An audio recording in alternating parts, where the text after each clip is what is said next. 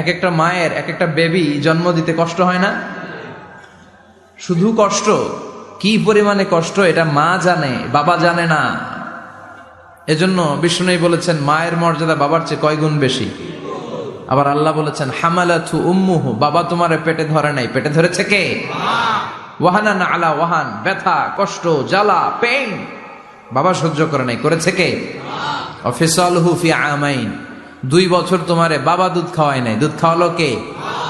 মায়ের এক ধারে দুধের দাম, কাটিয়া গায়ের চাম, পাপস বানাইলে ঋণের শোধ হবে না, এমন দরদি ভাবে কেউ হবে না আমার মাগো, এমন দরদি ভাবে কেউ হবে না আমার মাগো। ঠিক কিনা? বিষ্ণু বললেন লাউ কাতাতা জিলদাক, গায়ের চামড়াগুলো কেটে কেটে রোদে শুকিয়ে যদি মায়ের পায়ের 2টা জুতাও বানিয়ে দাও, ছোটবেলা যে দুধ খেয়েছো সেটার 1 ঢোক দুধের শোধ আদায় হবে না। এজন্য মা যে কি কষ্ট করে, এখানে বেশিরভাগই আমরা নর্মাল প্রসেসে পৃথিবীতে এসেছি, তাই না? সিজারিয়ান বেবি খুব কম, থাকলে 1-2টা।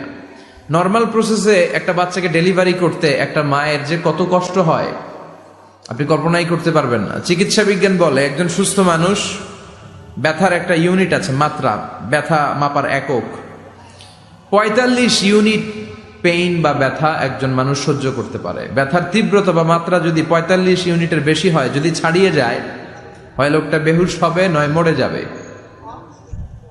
আমার আর আপনার মা যখন আমাদেরকে নর্মাল প্রসেসে ডেলিভারি করেছেন, তখন তারা 45 না 57 ইউনিট প্লাস 57 থেকে 60 ইউনিটের পেইনও তারা ছাড়িয়ে গেছে। 57 ইউনিটেরও বেশি ব্যথা তারা সহ্য করেছে, যেটা কোনো অ্যাক্সিডেন্টে আপনার দেহের 206টা হাড্ডি আছে, তো 20টা হাড্ডি একসাথে কোনো অ্যাক্সিডেন্টে ভেঙে গেলে যত ব্যথা তার চেয়েও বেশি ব্যথা।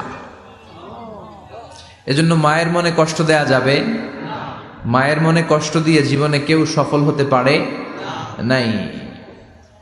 সাইয়েদনা মূসা আলাইহিস সালাম আল্লাহর একবার জিজ্ঞেস করলেন, আল্লাহ মাইয়া কুনু জালিসি ইয়াউমাল কিয়ামা, আল্লাহ আমার সাথে কিয়ামতের দিন জান্নাতে সাথী কে হবে?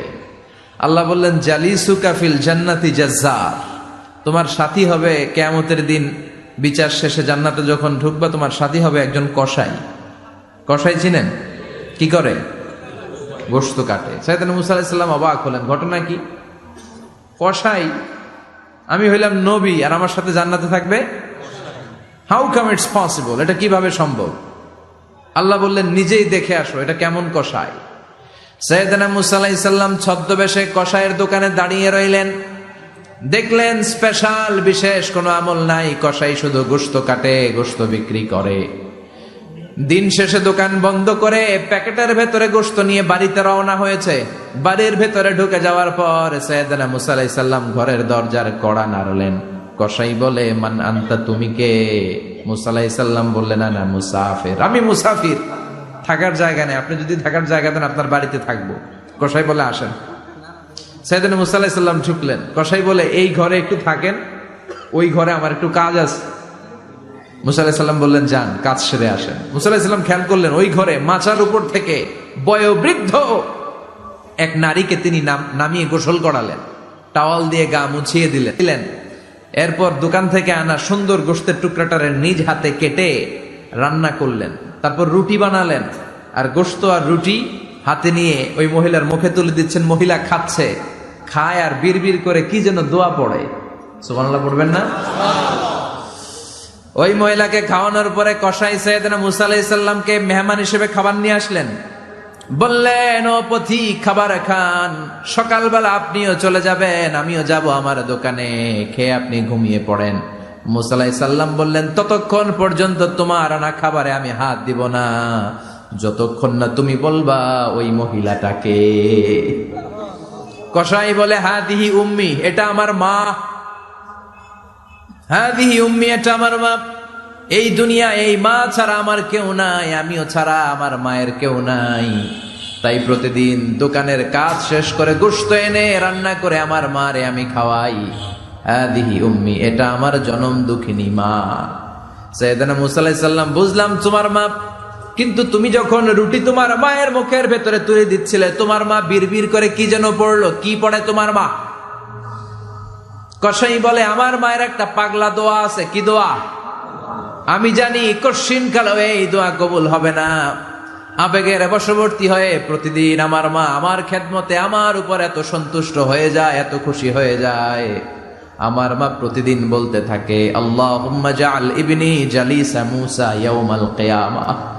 ও আল্লাহ, আমার ছেলের খেদমতে আমি এত সন্তুষ্ট, আমার ছেলের উপর আমি এতটাই রাজি খুশি। শুনেছি এই জামানার সব চাইতে বড় পয়গম্বর, বনি ইসরাইলের সব চাইতে বড় নবী, ওই নবীর নাম নাকি মূসা। ও আল্লাহ, আমি এত কিছু জানি না, এত কিছু বুঝি না, এত কিছু চাই না। তোমার দরবারে শুধু একটাই চাওয়া, একটাই ফরিয়াদ, তুমি আমার ছেলেরে কিয়ামতের দিন মূসার সাথে হাসর নসিব করে দিও। আমার ছেলে কসাই ছেলেটারে তুমি মূসার জান্নাতের সাথী বানিয়ে দিও। আল্লাহুম্মা জাআল ইবনি জালিসা মূসা ইয়াউমাল কিয়ামা। জালিস মানে ফ্রেন্ড, বন্ধু। আল্লাহ, জান্নাতে আমার ছেলেরে তুমি মূসার বন্ধু বানিয়ে দিও। মূসা আলাইহিস সালাম এবার বুঝতে পারলেন। তিনি বললেন, ঘটনা তো এই জায়গায় এতক্ষণে বুঝতে পেরেছি, কেন আমার সাথে মুফাসসির যাবে না, হাফেজে কোরআন যাবে না, শহীদরা যাবে না, ওলিরা যাবে না, নবীরা যাবে না, আমার সাথে জান্নাতে যাবে কসাই। এটা মায়ের দোয়া। কার দোয়া? মায়ের দোয়ার দরকার আছে না নাই? অনেক পাওয়ারফুল মায়ের দোয়াটা। বুলেট মারলে বুলেট মিস হয়, মায়ের দোয়া মিস হয়? ড্রোন হামলা করলে ড্রোন হামলা মিস হয়ে যেতে পারে, কিন্তু মায়ের দোয়া কশিনকালে মিস হয় না। চিল্লায় বলেন ঠিক কিনা? মায়ের দোয়াটাও কবুল, বদদোয়াও কবুল। ভয়ঙ্কর কিন্তু। মা দোয়া করলে কবুল হয়, কিন্তু বদদোয়া করলে কবুল হয় না। এরকম হলে it was not a big deal, এটা বড় সমস্যা ছিল না। কিন্তু দোয়া করলেও যেমনি কবুল, বদদোয়াটাও কবুল। এজন্য খবর আছে না নাই? এজন্য মায়ের কাছ থেকে সবসময় দোয়া নিতে হবে। দোয়া নিতে রাজি আছেন? মায়ের এক ধারে দুধের দাম, কাটিয়া গায়ের চাম, পাপস বানাইলে ঋণের শোধ হবে না, এমন দরদি ভাবে কেউ হবে না আমার মা।